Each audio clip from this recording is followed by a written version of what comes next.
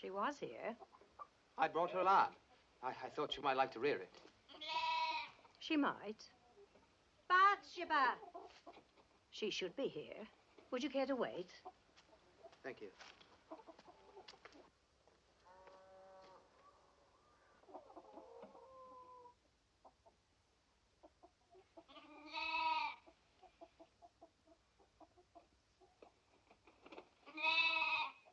If you like to leave the lamb, I'll tell her.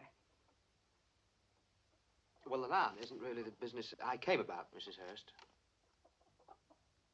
In short, I was going to ask her if she'd like to be married. Were you indeed? Because if she would, I'd be very glad to marry her.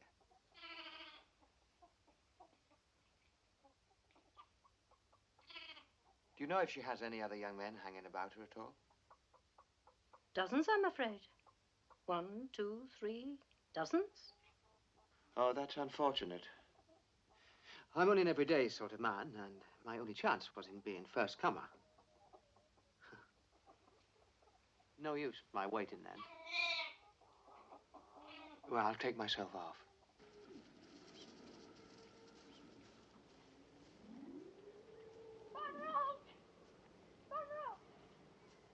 It's not true.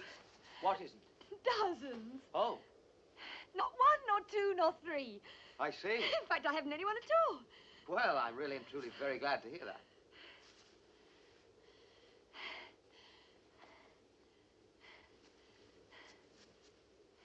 I've got a snug little farm.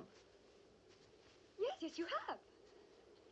A man's advanced me money to begin, but I shall pay that off soon as my sheep come to market. Mm. I'm only an everyday sort of man, but, well, I've got on a little since I was a boy. And when we're married, I shall work twice as hard as I do now. I know I can make you happy. You shall have a piano in a year or two. Farmers' wives are getting to have pianos now. Oh, I should like that. And I could practice up the flute, play for you in the evenings. You shall have one of those little 10-pound gigs for market. Really? And a frame for cucumbers. And when the wedding's done, we'll have it put in the papers. Oh, I should love that. And the baby's in the list of births. And at home by the fire, whenever I look up, there you will be. And whenever you look up, there I shall be.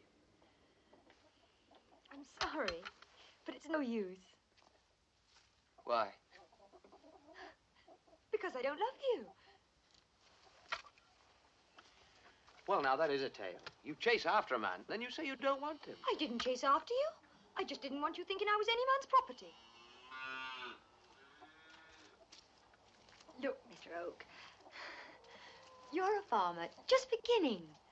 And in common prudence, you ought to marry a woman with money who can clear you of debt and stock up a good farm for you.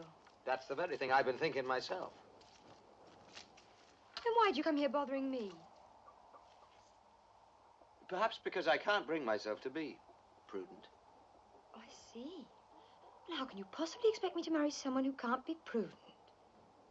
Now, Bathsheba. I'll wait a while. I love you far more than common. I'm sorry, but I don't love you a bit, so it'd be ridiculous, wouldn't it? Very well. Then I shall ask you no more.